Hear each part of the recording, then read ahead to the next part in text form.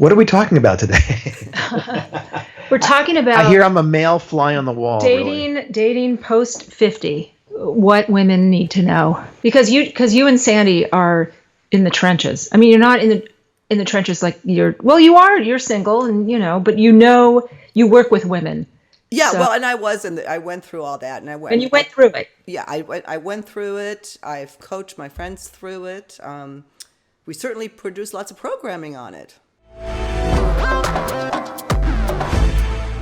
So my question to Sandy and Silke was about social media, and how would you counsel or advise women to fortify in the face of so much Instagram, so much social media? How does a woman reclaim her power and keep her confidence and her self-worth and self-esteem when there's just so much imagery coming at her that might give her the message that she's not good enough or not young enough or not pretty enough or fit enough or whatever? It is such a common issue with women always. And you mentioned the magazines, and now we have social media. I would say cut back on social media. Really stop following people who convey images that you don't agree with or that don't feel real to you. I really limit who I follow everywhere. I just Facebook, I unfollow. If I don't unfriend, I unfollow. I don't want to see your cat, your dog, your babies, your grandchildren. I don't want to see massive amounts of personal life of people. I don't want to see people bragging about things. It just, you decide what you let in. And I think being self-reflective about how we compete with ourselves, like what do you want to change about yourself? If you want to improve something, that's a good way to look at yourself. But don't compare and despair. That stuff, crap, bad. Yeah.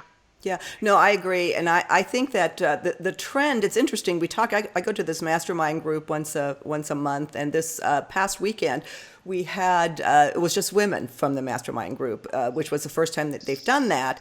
And I was the oldest one there. There was another friend. Anyways, the two of us, I'm now 60. So there was two of us, late 50s, 60, and then the rest were much younger women, 20s and 30s. But what was really refreshing to hear about social media and how women now either compare or not compare is that there's a big trend towards authenticity. That this whole posturing and the phoniness really is not appealing anymore. And I think that we need to take note of that. That perfection is not attractive anymore. I mean, I think there's probably more to it than that. I mean, maybe we say that, but we don't really mean it. I don't know.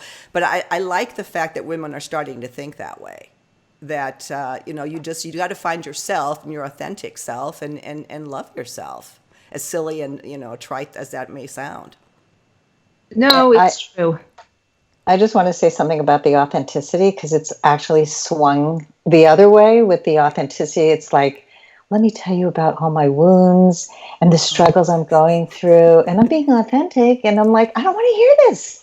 Why do I have to know every single, like you and your husband were fighting and your therapy, and that's the trend now, like to really reveal it all. Yeah. So I think we have to find balance. Is it a fine line between authenticity and transparency, where you can be transparent, but you can be authentic, but they're not the same, and you don't have to disclose everything to everybody. Right. You can hold back. Yes. You should not be disclosed. I mean, that's boundaries. And I'm a big boundaries person. I think we have to, and same thing with dating. We don't overshare. You start out, you go on a first date, and it's like, let me vomit out my entire life, and you should just accept me for who I am, because if you don't, you're not the right person. No, we can't handle knowing that you have an eating disorder and that your mother, and I don't know. I just don't want to know that you have kidney disease. Right. I don't want to know. That's funny. That's funny. It's very true. And as far as being, honest and authentic, we've talked about this before, about your profile on your dating sites really needs to be honest, because if it's not, whether it's your age or your picture or your weight or your height, or you may have hair, you may be bald, whatever it is, it's going to get found out eventually. So you're going to have to deal with that reality of that moment when that happens. Why not do it up front? And so you are honest. Honesty is the best policy always, and I really believe that. Yeah, and I agree with Sandy. There's definitely, you need to know the boundaries. It's funny, what came up for me when you said that is when, and you were talking about advice, maybe what women need to know. Like in my case, I hadn't dated in, well, I was married 25 years, so at least 25 years. And, you didn't get any attention the last 10, you were starved for attention and affection. And so when I first started a date, I'll never forget this, one of my very first dates, is a guy that ended up going to high school with him, but I felt like, oh my God, this was just meant to be. There was like, in his name, there was 222s, like that's my angel number, if anybody, So I'm just putting all this extra stuff in. And I told him that. I became the woman that runs off a guy in 10 days. Oh my God, we have the same dog food, or you do vitamins, you take these. And it was just like, I found, somebody's paying attention to me, and this guy was just, oh my God, I still see him running. So yeah, there is a difference between being yourself and being true to yourself, but, within reason. I would offer a little caveat to that. I mean, I'm all for honesty and authenticity, but sometimes, there's got to be, it's within reason. Like, sometimes women, they make too many demands online on their profiles, and there's too many conditions. Mm-hmm. And I think there has to be some awareness of that, because you can easily scare people away. Mm-hmm. If you come on too strong and ask for too much too soon. I mean, this will all, again, it will all be found out eventually if it does go to first and second, third, fourth dates. But I find when I look at women's particularly, especially financial stuff and marriage stuff, I don't know. I find like less is more in a lot of ways. I mean, a little honesty goes a long way. So, can I speak to that for a second? Yes. So that, again, it's another continuum. So that's the difference between boundaries and demands. Mm-hmm. Boundaries are good. Having standards is good. Mm-hmm. Demands, bad. And so a lot of people think that having standards means they value themselves. I am showing you that this is what I want, and I will not tolerate this, this, and this. But it comes across as like, the men don't want anything to do with these women. Yeah, so put the positives. They'll make people go, running for the hills. Yeah. Okay, you guys. So you've both been married, and now you're single, and you're in your 60s. What kind of advice? What heads up would you give a woman just getting out of a divorce, out of a marriage, and becoming single, getting on the market? What's the heads up? The heads up is take some time for you. Find out who you are now, because you were probably playing a lot of roles that kept your marriage alive that are not really true to you.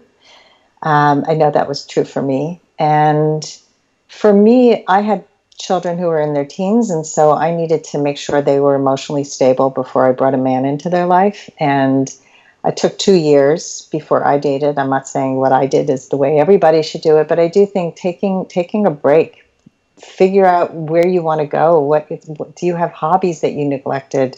Is there a career that you want to try? And also, like, do some inner healing. Like, really figure out how to be your best self. Pay attention to yourself. You probably haven't done that in a long time.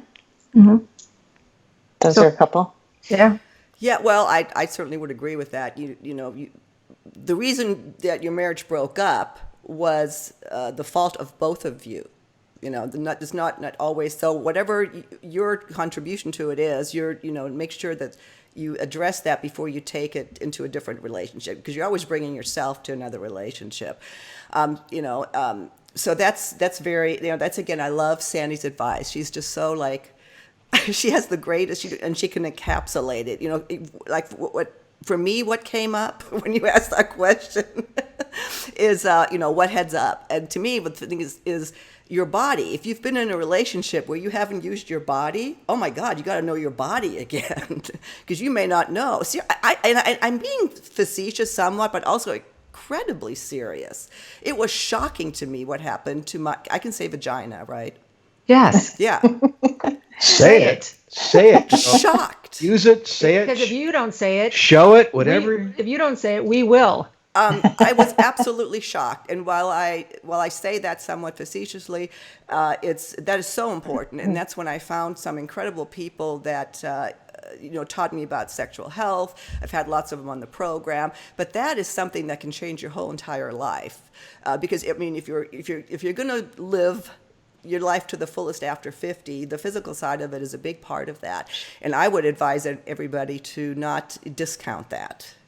Right. So, in other words, reacquaint yourself with your vagina. Yes, absolutely. I'm all for it. Yeah, me too. 3 cheers for the vagina. Watch the cack. Go vagina. Vagina. Okay. Another piece of advice you could offer your single sisters in midlife. You ready? These are the sisters that have been single for a while, and who might be struggling with loneliness, lack of confidence. They've been single a while. They may be struggling with, poor body image or sexual hangups. And the longer they're single, the longer they're feeling like, it's not happening. And how would you advise a friend, a single friend or a client, to stay strong and just keep the faith? Well, first of all, don't wait until you're perfect to date. Don't wait till you're all cooked, like you've done all the work and now you're finally ready. Because I get that a lot from women. 10 years go by and they were just waiting for that one last thing that they had to take 10 pounds. And, it's just, don't do that. Dating is a learning experience, and you will learn so much about yourself and about men when you're in it, not when you're thinking about it. So that's a big one. Also, take care of yourself. Like if you are feeling icky about your body, take care of your body. Do the things that make you feel good and make you feel of value, and you'll have a much easier time out there in the dating world. Yeah. Well, and I agree, and that's a question that, of course, we can talk to for 3 hours. It depends on what the situation is. I know that about a year or so ago, Paige Valdesari is a co-host on Our Second Act with Paige and Silka on Second Act, which is our flagship show, and she's a trauma and therapist anyway. But she brings a great, very, very interesting perspective to exactly that topic. But it does, if you've been single a while, if you've been unhappy, if you keep living the same trouble, it's time that you either seek counseling or something. And then, we can, the practical side of it, how to date, how to do, there's something deeper happening there than it's normal. There's lots of people have that. But it's something where we need to seek. Yeah. Okay. And so before we go to the break, I'm going to ask you guys to think about this, because we'll answer it on the other side, about rejection, especially when it's chronic, when it becomes a little bit like, how do you stop? How do you keep your spirits up and your psyche strong? Good question. Okay. We are going to go to our last break, and we'll be right back with our guests, Sandy Weiner and Silke Schwarzkopf.